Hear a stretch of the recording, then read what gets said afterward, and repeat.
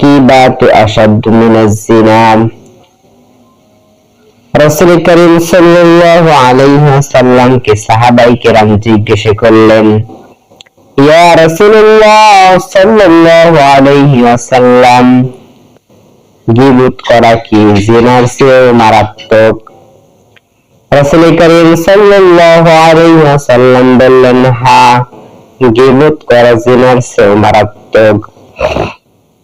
রাসূল করিম সাল্লাল্লাহু আলাইহি ওয়াসাল্লাম বললেন, যদি জিনা করে মানুষ জিনা করার পরে তওবা করে, আল্লাহ রাব্বুল আলামিন বলেন, তুবু ইলাল্লাহি তাওবাতান নাসুহা, যদি তোমরা তওবার মতো তওবা করো, তওবা নসিহা করো যে আমি আর জিনার কাজ করব না, আল্লাহ আমি আর খারাপ কাজ করিব না, যদি তওবার মতো তওবা করে তাহলে আমি আমার বান্দাদেরকে ক্ষমা করে দেব।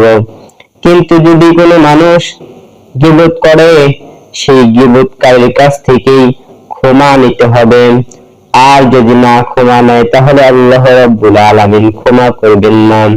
সেই কারণে যদি কোনো মানুষ গীবত করে, জিনার চেয়েও গীবতটা মারাত্মক। সহিহ মুসলিম শরীফ হাদিসটা।